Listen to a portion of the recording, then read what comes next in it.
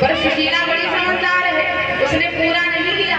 एक घर से एक मुट्ठी चावल लिया और अपनी झोली में डाला। दूसरे घर गई, दूसरे घर से दूसरी ली, तीसरे घर से तीसरी ली। 4 घरों से 4 प्रकार के चावल सुशीला ने लिए, एक पुराने कपड़े में बांधे और सुदामा को दिए। 4 मुट्ठी चावल, 4 जगह से 2 लिए, एक ही जगह से चारों ले लेंगी। जानती क्यों? सुशीला जानती है कि सुदामा कभी कृष्ण से अपनी स्थिति नहीं बताएंगे, लेकिन जब कृष्ण 4 तरीके के चावल, कोई मोटा है, कोई लंबा है, कोई छोटा है, कोई टूटा है, जब 4 तरीके के चावल कृष्ण देखेंगे तो देखकर समझ जाएंगे कि ये इनके घर के नहीं है, ये कहीं से मांग कर आए हैं। कृष्ण हमारी स्थिति जान जाएंगे। इसीलिए समझदारी के साथ सुशीला ने 4 मुट्ठी चावल बांधे। सुदामा जी उन चावलों की पोटली को अपने दाहिने हाथ की बगल में दबा करके घर से चल पड़े।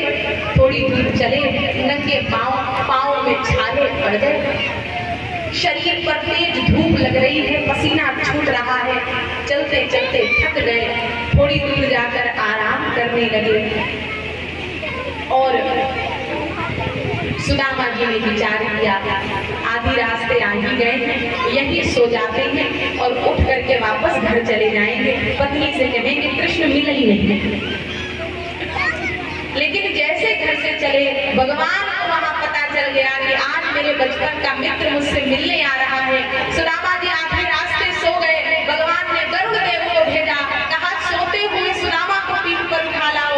गरुड़ भगवान सोते हुए सुदामा को पीठ पर लाकर द्वारिका नगरी के बाहर खड़ा करते हैं और ज्यों ही सुदामा ने देखा सामने द्वारिकापुरी है, हर महल दुल्हन की तरह सजा हुआ है। सुदामा जी को लगा इतनी दूर आ ही गए हैं तो चलो आज कृष्ण से मिल लेते हैं। कृष्ण कहाँ रहता है? पूछते पूछते पूछते पूछते बढ़े तो रुक्मणी मैया के महल के बाहर भगवान सुदामा जी पहुंचे हैं। जय विजय 2 द्वारपाल खड़े हैं। सुदामा जी ने हाथ जोड़कर द्वारपालों से कहा, यहाँ कोई कन्हैया रहता है क्या? वो मेरा मित्र है, जरा उन्हें बुला देना, उनसे कहना द्वार पर सुदामा ब्राह्मण आया हुआ है। आपने देखा होगा लोग क्या दिखाते हैं आपको टीवी में, नाटकों में, कि सुदामा जी को द्वारपालों ने धक्का दिया, लाठी मारी, पैर मारे, लेकिन ऐसा सुदामा ब्राह्मण है। अगर ब्राह्मण का अपमान भगवान के दरवाजे हो गया तो भला सम्मान कहाँ मिलेगा? द्वारपालों ने कुछ भी नहीं किया, अचंभित हुए कि क्या ये हमारे कन्हैया के मित्र हो सकते, केवल अचंभा और कुछ नहीं। द्वारपालों ने ब्राह्मण देवता को प्रणाम किया और भगवान कृष्ण अंदर रुक्मणी मैया के साथ बैठे हैं।